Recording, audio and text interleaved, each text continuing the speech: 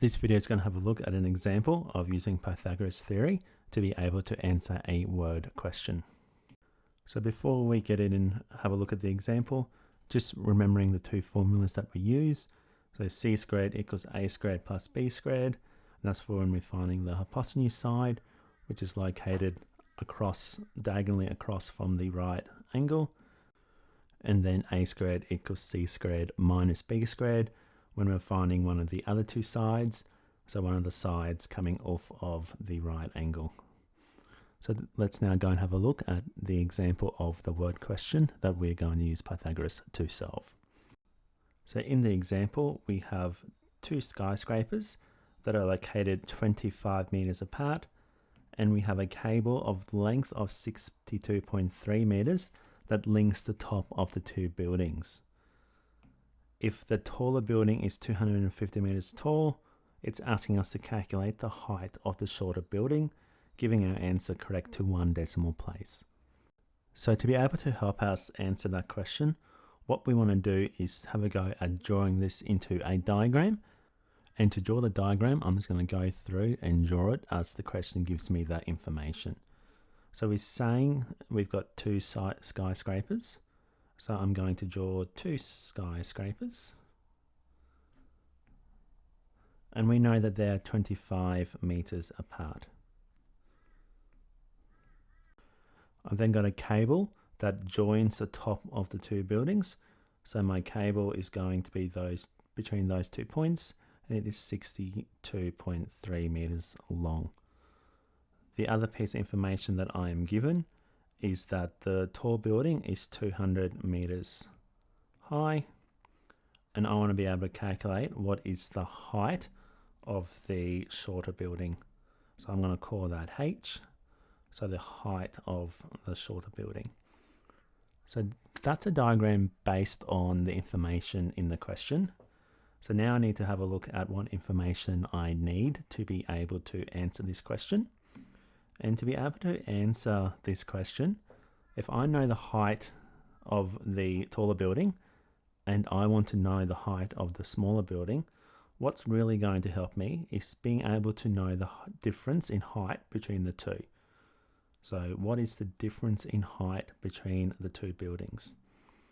So I can mark that into my diagram.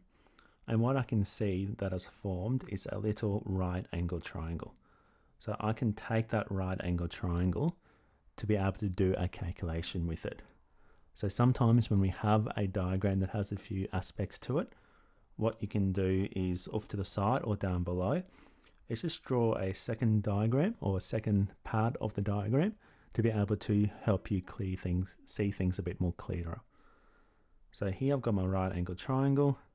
I know that the hypotenuse side is going to be 62.3 meters. I know that the bottom of that triangle, which is the distance between the two buildings, is going to be 25 meters. And I want to find out what is the height of that triangle going to be. Because the height of that triangle, it's going to be the distance between the two buildings. And finding that information is then going to enable me to go and find that height of that smaller building.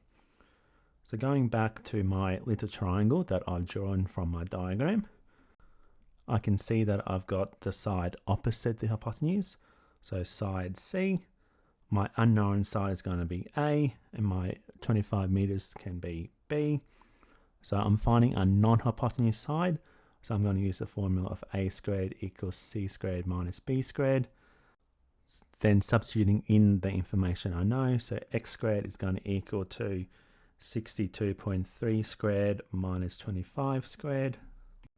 So x squared is going to equal to 3,256.29.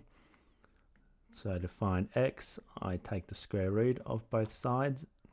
So the square root of 3,256.29. So x is going to equal to 57.06 meters. It's asking me to round to 1 decimal place, but I haven't found the answer yet, so I'm not going to round just yet. It's always good to leave rounding to as late as possible in our questions. So to answer the question, I need to find the difference in the height.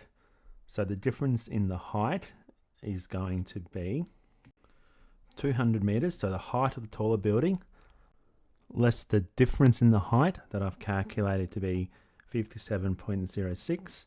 So that's going to equal 142.94.